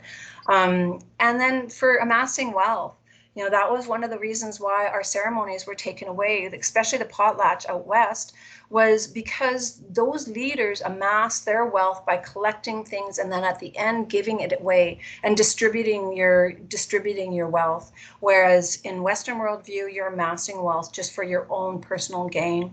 And so when those two identities or ways of looking at things come clashing, that is the reason why some of our ceremonies were banned, is because people didn't understand how we could be giving away our wealth, right? When we gave away our wealth and we gave away our the things that we amassed, then that made the community healthier, that nobody was going without. We didn't have homelessness. There was people that if one person went hungry, everybody went hungry. And so it wasn't having those divisions, you know, of like he or she's got, you know, something and that I don't. And so it was really like a societal view, I suppose, of equal distribution of wealth. And some would say that that's a Marxist point of view, but that really is achieving, you know, a community, a healthy community, when there's equal distribution of wealth within that community.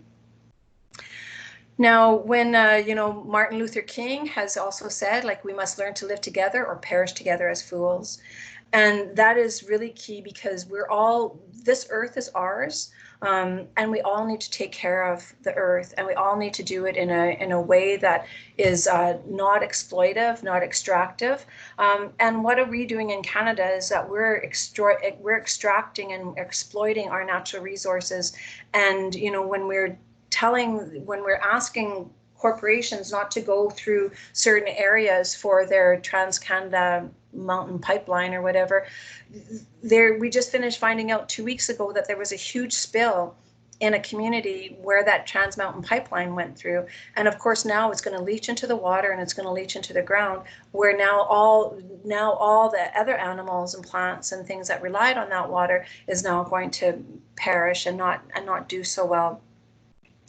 So just quickly, like we've got about 45 minutes left, and you know, again, this is kind of an interactive exercise. And Sita, if you don't mind just kind of monitoring the chat when we do these statements. And I think there's probably about, I'll look at the time and I'll be mindful of the time. And what I want you guys to do is to really just, when I read these statements, is to really think about your response. We only need one answer. And, you know, and I'm just kind of taking you on, like, we call it a colonization activity. And you know, and so it's just a response that, you know, we're trying to get you to, you know, feel with your, move that from your head to your heart, because that's the only way that change is really going to happen, is when we move from our head to our heart and really understand some of these things that are happening in the world around us, and we become more empathetic.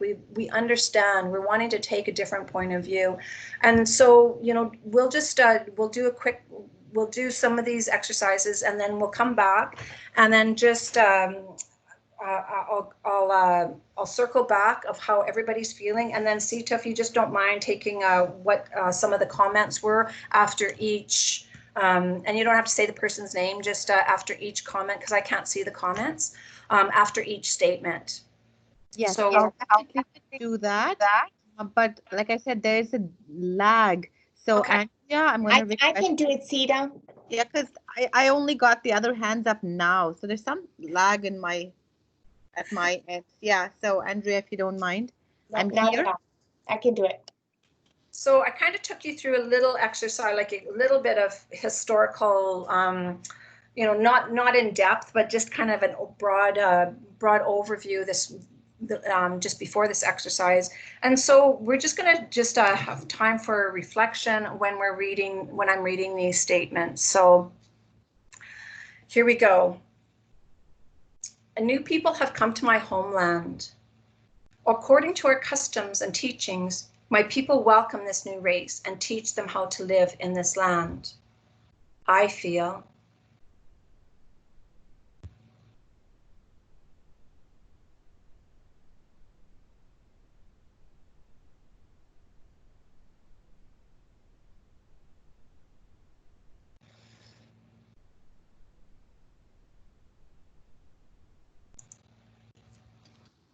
I can't see any comments. Andrea, can you?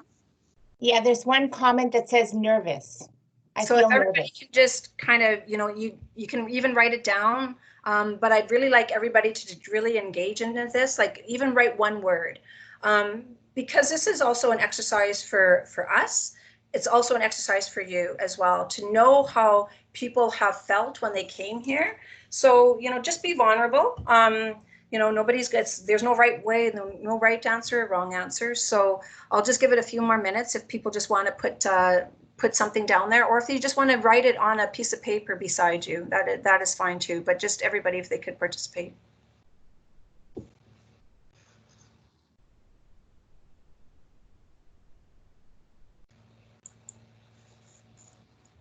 The new people have brought diseases with them that are unknown to this land. Many of my people are dying, 8 out of 10 of us. My people cannot stop the spread of these sicknesses or cure it. We are losing our children, mothers, fathers, medicine people, spiritual leaders, warriors, and elders. Our entire community social structure is being dismantled. I feel.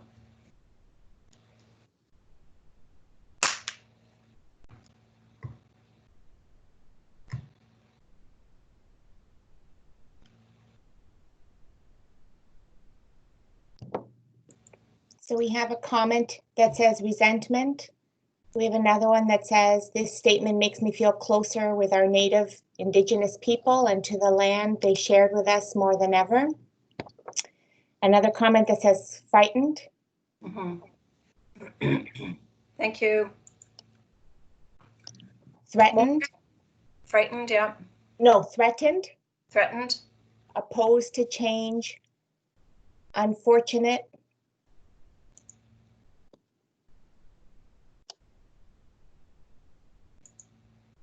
I'll just move on to the next one.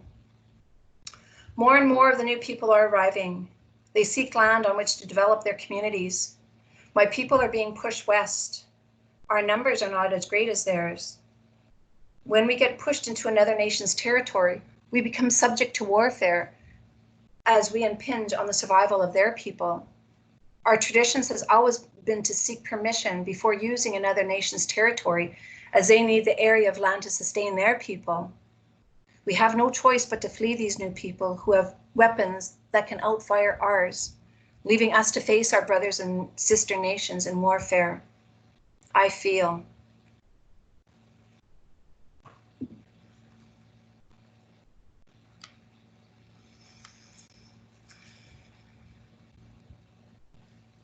panic, hopeless, demoralized, disrespected. Thank you. More and more of the new people keep arriving. More and more land is needed. The new people have sent out bounty hunters to kill us like animals. When they kill one of my people, they cut a piece of our hair as proof of their kill so they can receive payment. To save bullets, they bash our babies and children's heads with the butts of their guns. We are running for our lives. I feel. Angry, terrified, angry.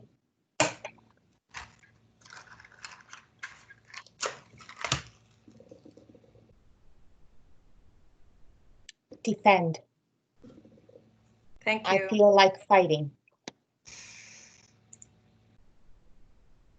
My people are very strong, beautiful and complex spirituality that is a reflection of the natural world through which we sustain ourselves. The new people have their own spiritual leaders who dress in black from head to foot. They visit us frequently. They do not carry weapons, they carry words on a page that they call a Bible. They are learning our language and telling us about their creator that they call God. These men dressed in black want us to believe in their God.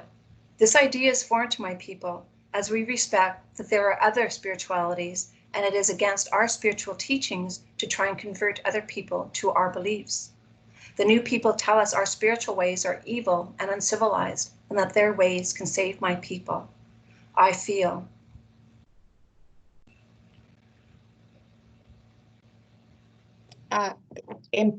Imposed on by others, confused, disrespected.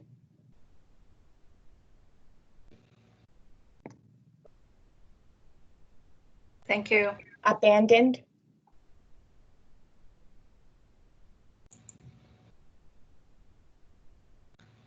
The new people have not been able to exterminate all of my people so that they can have free reign and use of the land. They approach us now with a desire to share the use of the land and want us to sign their documents saying that we are willing to share the land with them.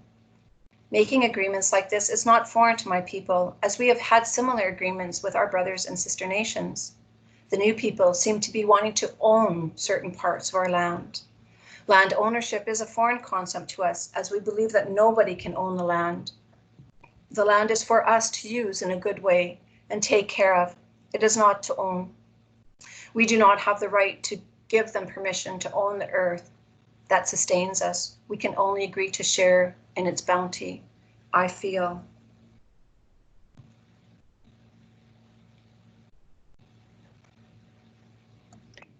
Mistrust.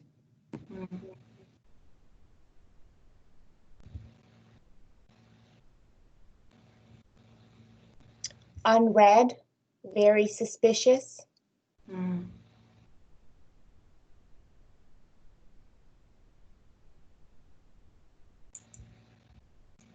Thank you. The new people have passed laws against my people. They are forbidding us to practice our culture. It is against their law for us to have ceremonies, to sing and dance, and to gather in large groups. As a result, my people cannot celebrate the gifts that the earth gives us through our ceremonies. Our children cannot be celebrated through their life stage ceremonies. Our nations cannot come together in peace to sing and dance. If we are found to be doing any of these things, we are put in their jails. I feel.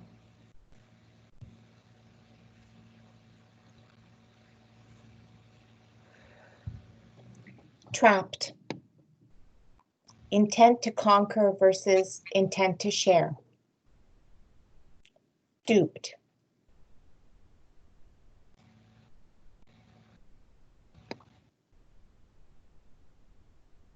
Thank you. The new people have told us that my people must now live in one area that they have chosen for us. We are being herded like they herd their cattle. They have placed an official to police our communities, to make sure we follow the laws that they have given us, and to make sure that we do not leave the area that we have been assigned. This official of the new people must provide permission for us to leave the area, even to hunt for our food. If he says no and we are caught leaving, we are put in new people's jails. I feel.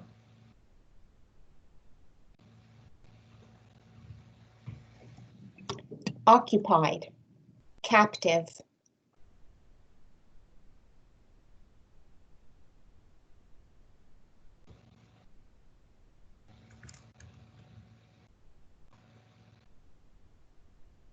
Thank you. Sold out. Mm-hmm. We took ownership. Mm-hmm. Our children are being stolen or taken away from us by force. As young as 5 years old, the new people are taking our children far away to schools they have created for them. They say that in these schools, our children will learn their language and how to be civilized. Some of our children have escaped these schools and found their way home to tell us of awful things that are happening there. Our children say they're being fed very little, and what they are fed is often rotten. They are being beaten for speaking our language or practicing our culture. They are forced to practice a new people's religion. They are being sexually abused by the teachers.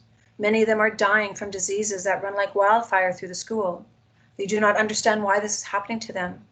They want to be with their families and communities where they are loved and cherished as a gift from the Creator. I feel.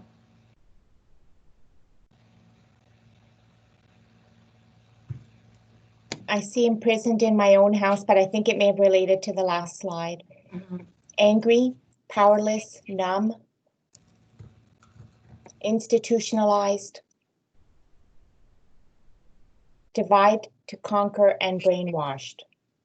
Mm. Invisible. Mm-hmm. Wow. Angry, all caps. 500 years have passed since the new people have arrived to this land. Despite all the exterminationist and assimilation policies and practices that the new people impose on my people, we are still here. My people are very strong and resilient people. I know I am very lucky to be here. My ancestors beat the odds of diseases, survived warfare with other nations, outwitted the bounty hunters, and survived the schools that tried to beat our culture out of us. I'm here because my ancestors paid with their very lives. I feel.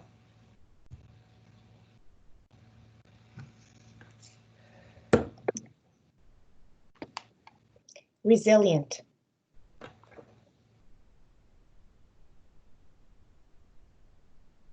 Survivor. Survival again.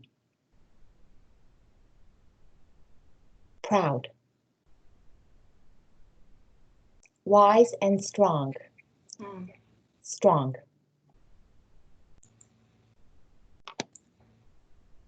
Thank you, Andrea.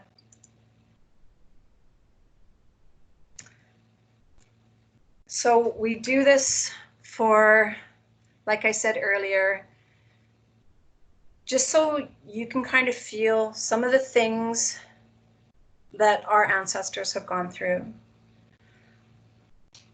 I know sometimes it's difficult to do and to sit in the seat that you're in right now. And I've lit my smudge just so that I can have my own grounding and my own protection, because sometimes when I read these statements, it also affects me, because I think of not only my mom and her mother's mother, right? We had generations of people going off to residential schools. Like I said at the very beginning, I'm the first generation that nobody's ever going to come into my house and take my kids away. No government official will ever come into my home to say that I can or cannot do anything. And so really it's only been a generation that these things have not necessarily stopped, but we now are in a different spot. I am here because my ancestors, their wisdom, their resilience, their, giving up their lives for certain things. And a small little portion of this exercise that we just did is also important that Canadians learn this. We had 150 years of the residential school, and nobody, and it's very, sometimes it's very difficult to talk about this. I'm not talking, and I'm not in here at all to name and shame and blame. But sometimes when there is the truth, again, because I have this eagle feather, the truth is coming forward, it makes people feel uncomfortable, and it makes people feel that there's a denial in their and the history that they had learned. And so I'm taking a deep breath, because I think every single one of you need to take a deep breath. Just take a deep breath and let it go. This is not yours to own, but it is now that you know it. What are you going to do about it? And this is all part of truth and reconciliation. Take another deep breath and let it go. We know that this is, we're wanting to widen this community of like-minded individuals to learn more about Indigenous people, to learn more about those policies that were in place, to know that we are not, never did we sign those agreements knowing that we were going to be paupers in our own land. If that was ever going to happen, none of us would have signed it. We were told that we would live in peace, love, friendship, and prosperity. We never ever thought that our lands and the way that we make our living on those lands were going to be taken away from us. You can look up on YouTube called you can look on YouTube called the pass system, and there's a movie talking about the pass system, right? This is like this during the Second World War, where people needed a pass, or they had a thing on their arm, like a little armband that said who they were and where they were coming from, and and identifying them. I also know that, because I did my degree in Native Studies and Criminology, that there is a close connection between the residential schools and the nutrition experiments that were happening in our kids during the residential schools and during the Second World War. That German Army, SS people, and there's been documents that the German Army had come to Canada to look at the way that the residential schools were set up, the experiments that were done on our kids without any anesthetic, the nutritional experiments that were done on our kids. And they took that back to Germany and did, some other crazy stuff, right? And little did Canadians know that is that's a connection that we've got with Germany. As well as we have that connection with our history also goes over to South Africa, where there's South African diplomats that came over here, government officials, to look at the Indian Act and how we controlled people and put them on reserves. And they took that and put in the apartheid system in South Africa. So, we have to unveil. I always say that we have Canada also has a history, and we have to open those shutters in order to understand what was happening here. And when you have a dirty rug, you have to take it out and shake it off. That's what we have to do too. Open those shutters, shake out that dirty rug, and look at what has happened in Canada. Every single one of us are Canadians, and we have a shared history in our country. And so I think with that, I just want to open it up and see how everybody's feeling. If you have any comments, questions, wonderings, anything like that, just feel free to pop on and let me know how you're feeling. I just want to check in because I don't want to leave you guys heavy for the rest of your Saturday. So Sherry, Patrick has his hand up. Yeah. Hi Sherry, thank you for that exercise. It was fantastic to get into the headspace of the Indigenous people and to go through that brief journey was great. So the question I have is, from my personal experience, with Indigenous community, it's joining of lived experiences. It's I don't necessarily want to use the word integration, but it's the mingling of daily experiences with individuals, and then getting to know each other and understand each other. So, you know, for example, at playing hockey or rugby and going to school with people from the Indigenous community, we had a commonality, and we understood each other, and then we could get to experience each other's cultures and have meals in their homes. And you know, I've walked through their streets, and it's different. It's not the same. And I'm talking about an urban, you know, it's a suburban or urban environment. It's still a very, very different experience, and there's a wide range where our community tended to be very similar. There wasn't a lot of really high. There wasn't a lot of really low. On the in the Indigenous communities, it's a completely different world. So I've always kind of struggled with that. You know, I think the answer is obviously, if in any community where there's differences, if we can understand and experience each other on a daily basis, and then you start getting government and adding all these levels, and then it kind of goes crazy. But the other aspect of it is you know, if we looked at it from the issue of autonomy, really, Indigenous people should have land and mineral rights and should have their own sovereignty. That's the way, to me, it really should be run. But then you lose that integration with the rest of society. So maybe from your perspective, if you could speak to that, the idea of integration and sharing lived experiences versus autonomy and sovereignty and self-governing. I think, you know, as far as integration, we need to do that within the education system so that we understand. You know, these policies after policy after policy, people were prevented from ever participating in the economy, and were prevented from being part of society. And so when you are prevented from being part of society and you have these negative, possibly negative stereotypes with Indigenous people, you I know how I would feel, that I probably would want to stay in my community where like-minded individuals are, without having to have some of those stereotypes. Indigenous people too are not going to give up their land. They're not going to give up their land, where even if it is a small little piece of land in Six Nations will never give up their land to integrate into Brampton or Caledonia. And that'll never happen, only because of the tie to the land and the tie to that they have in their community. It's different. I know that being an Indigenous woman, I've never lived in a community. I've always lived in the city or urban. And I know what it feels like to be with other non-Indigenous people, and the stereotypes and negative racism, and the racism that persists in those communities.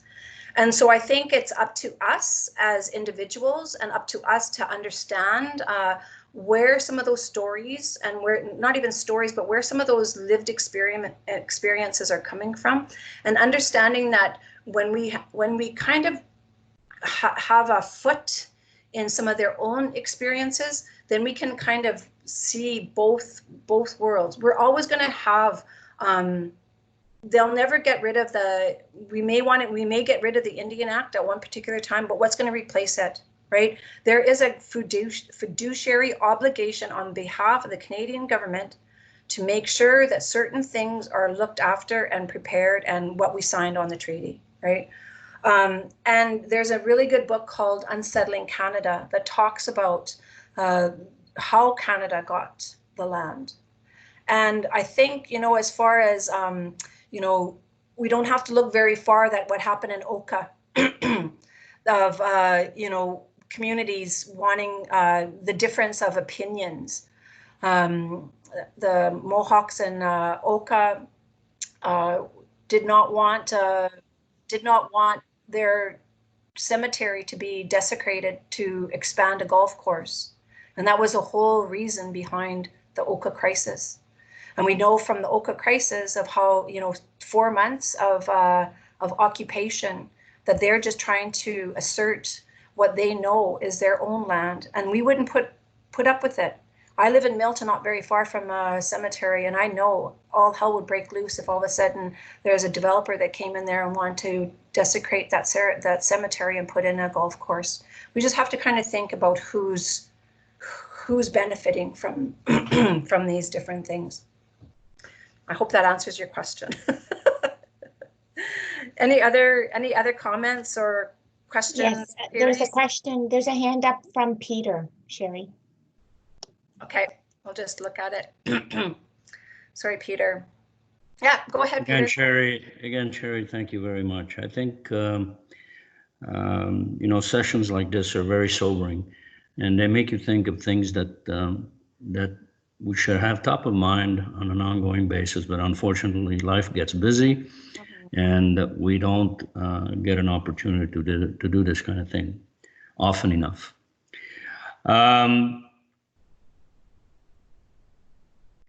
I think the plight of Indigenous people is a very, very sad story.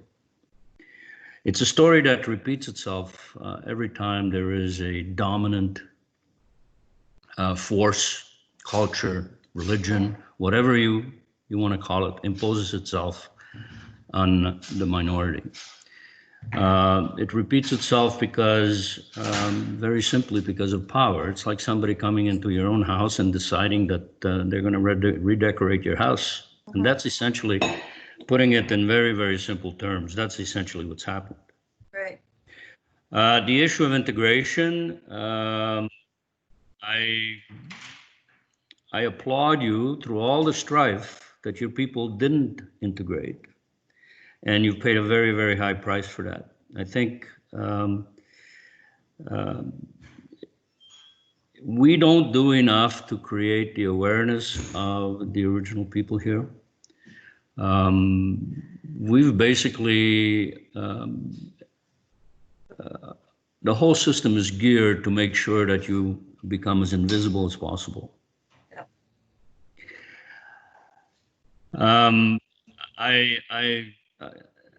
I would applaud and I would encourage to continue on this quest.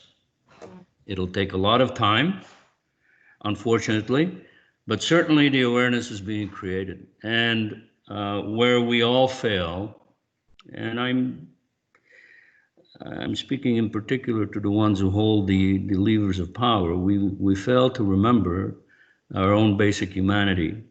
And that at the end of the day, we're all people, doesn't matter what the religion is, doesn't matter what the color is that we have to go back to and think about the humanity of how we interrelate with people.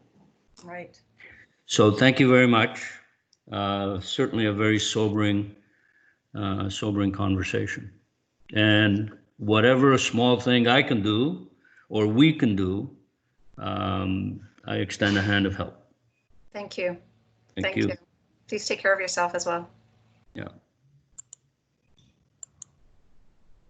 Any other comments, wonderings?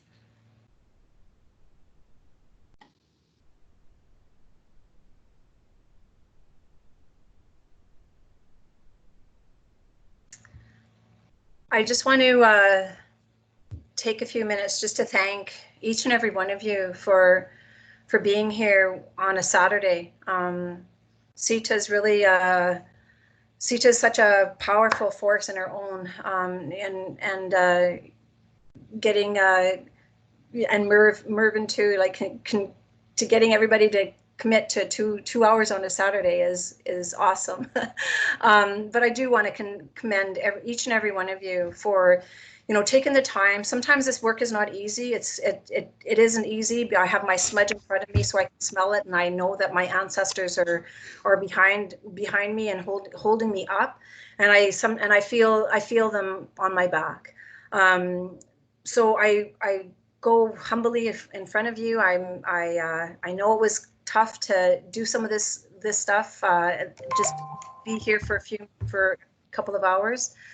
But this is our relived reality, and it's one of those things that why it's so important that we continue to support and encourage all of our teachers, and not only teachers, but our neighbors, our colleagues, to learn a little bit more about our shared history.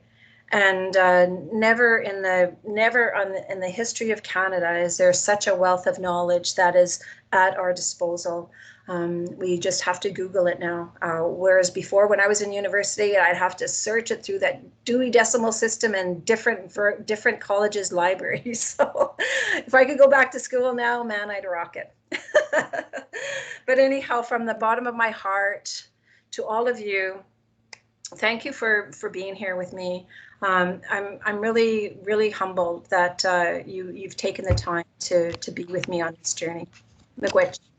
Thank you, Sherry. So can I say a few things? Yes, definitely. So Sherry, I want to thank you for your time.